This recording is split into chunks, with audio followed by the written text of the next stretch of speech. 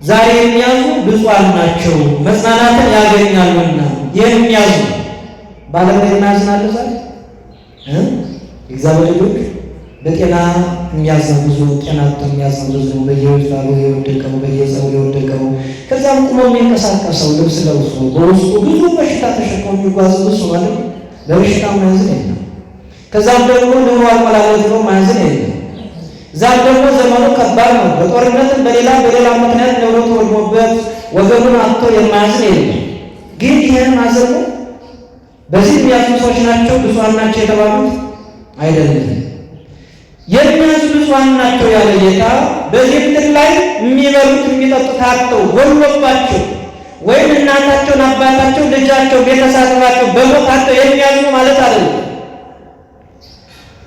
ስለዚህ ብለው የሚያዙ አንደኛ ኃጢአት ሰርተው ራሳቸውን አይተው እግዚአብሔር አምላኬ ሰው ሁኖልኝ ሙቶልኝ በልጅነት አክብሮኝ በደማይተው ታትሜ ከብሬ የእግዚአብሔር ማደሪያ ሆኜ የእግዚአብሔር ማደሪያ ሆኜ ሳላውቅ ረስቼ ዓለም ማርካኝ የእግዚአብሔር ማደሪያ የሆነውን አካሌን በኃጢአት አቆሸሽኩት ብለው ራሳቸውን አይተው ኃጢአታቸውን በደላቸውን ተመልክተው ከእግዚአብሔር መውጣታቸውን ከፍቅረ እግዚአብሔር መምጣታቸውን ያ የተቀደሰ ማንነታቸው በኃጢአት መርከሱን ተመልክተው የሚያለቅሱ ብፁዓን ናቸው። በጌታ ፊት እንዴት እቆማለሁ? ለእኔ ሲል የተገረፈልኝን አምላክ እንዴት አየዋለሁ? ለእኔ ሲል እጆቹ የተሸነከሩ ጌታ፣ ለእኔ ሲል ዋጋ የከፈለ አምላክ እኔ እሱን ውለታ ረስቼ ዓለም ማርካኝ በሥጋዬ ላይ የእግዚአብሔር ማደሪያ የሆነውን አካሌን በልጅነት የከበረው ማንነቴን በኃጢአት አረከስኩት፣ በሱ ፊት እንዴት እቆማለሁ ብለው የሚያዙ እነዚህ ናቸው ብፁዓን። እነዚህ ናቸው ብፁዓን።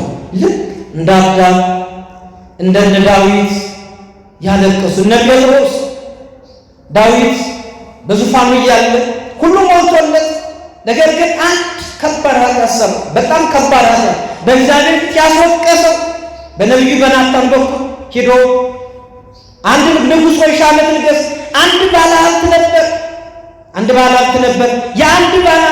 የአንዱን ድሃ ሰው አንዲት በግ ቀማው፣ ወሰደበት፣ ነጠቀው ብሎ ሲነግረው ዳዊት ተበሳጨና ይሄ ሞት ይገባዋል፣ ፍርድ ይገባዋል አለ። ኦ ንጉሥ ፈታይ ከበርስከ፣ ንጉሥ ወይ በራስህ ፈረድክ። ባለመቶ በጎች የተባልከው አንተ ነህ። ባለአንዲት የተባለው ኦርዮ ነው። አንተ ኦርዮን አስገድለህ የኦርዮን ሚስት አንተ ወሰድክ፣ ደፈርክ። በዚህ ጊዜ ነው ዳዊት ተጸጽቶ ራሱን አይቶ ያከበረውን ጌታ አምላኩን ከበግ ጠባቂነት ወደ ዙፋን ያወጣውን ጌታ በነ ጎልያድ ፊት ክብር የሰጠውን ጌታ በነ ሳኦል ፊት ክብር የሰጠውን ጌታ እግዚአብሔርን ራሱን አየና ከዙፋኑ ወርዶ አመድ ነስንሶ ማቅ ለብሶ አለቀሰ። ራሱን አየ። ይሄን ብፁዓን የሚያሰኝ እንዲህ አይነት ነው። ራስን አይቶ ማልቀስ። ራስን አይቶ ጴጥሮስን ሁልጊዜ የምንሰማው ጌታ መድኃኔዓለም ክርስቶስ የሁላችን ቤዛ ዋጋ የከፈለልን ነገ እሱ ዋጋ እንደሚከፍል እነሱ እንደሚበተኑ ሲናገር ለበይኩ ሁሉም አንሰይክደከ ሁሉም ይክዱ እኔ አልክድም፣ በጭራሽ እስከ ሞት ድረስ እሞታለሁ ካንተ ጋር እደርሳለሁ እንጂ በጭራሽ አለ። ጌታ ሥጋ ለብሶ የተገለጠው ጌታ አምላክ ነው። የጴጥሮስን ሁኔታ ያውቃል። ጴጥሮስ ፈርቶ እንደሚክድ ያውቃል። ስብሰተ ክደኒ ዘእንበለ ቁዶሮ ጴጥሮስ አሁን ይህን ተናግረሃል፣ ሁሉም ይበተኑ ሁሉም ይርቁ እኔ አልሄድም ብለሃል፣ እስከ ሞት ድረስ እከተላለሁ ብለሃል። እውነት እልሃለሁ ዶሮ ሳይጮህ በዛች በፈተና ሌሊት እኔ ተይዤ ብዙ ዋጋ ስከፍል በእኔ ላይ ብዙ መከራ ሲደርስ አንተ ፈርተህ ዶሮ ሳይጮህ 3 ጊዜ ትክደኛለህ። ይህ ተናገረ። የጴጥሮስን ሁኔታ አምላክ ስለሚያውቅ ኢየሱስ ክርስቶስ አምላክ ስለሆነ እንደተባለ ጴጥሮስ ካለ ወዲያው ዶሮ ጮኸ። ጴጥሮስ አስታወሰ፣ ፎከረ። ምንም በጭራሽ ካንተ አይደለኝም አለ። ግን የጴጥሮስ መፎከር የጴጥሮስ ያን መናገር ከንቱ ሆነና ወደቀ።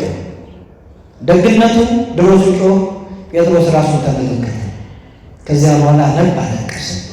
ፈጣሪን ሞገሴን ክብሬን አልክድም ብዬ ተናገርኩት እኔ ዋሸው ብሎ ራሱን አይቶ አለቀስ፣ አነባ።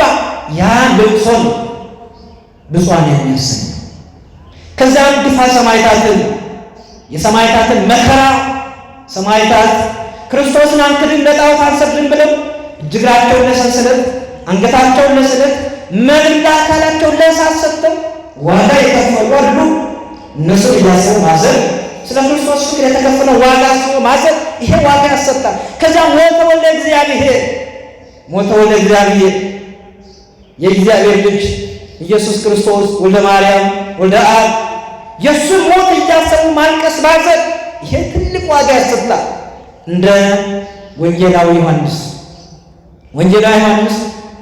በሁሉም መከራ ያልተለየ መከራው ሁሉ የተመለከተ መስቀል ስር ላይ የተገኘ በዘመኑ የክርስቶስ መከራ ከአይምሮ ላይ ተቀርጾ አልጠፋለት ያለ ልቡ በሐዘን የተሰበረ መላ ዘመኑ ፊቱ ላይ ጥቁረት የሚታይበት የሐዘን መልክ የሚታይበት እንደሱ ወተወልደ እግዚአብሔር እያሰቡ ማዘን ይሄ ዋጋ የሚያሰጥ ነው። ብዙሃን የተባሉት እነዚህ ናቸው።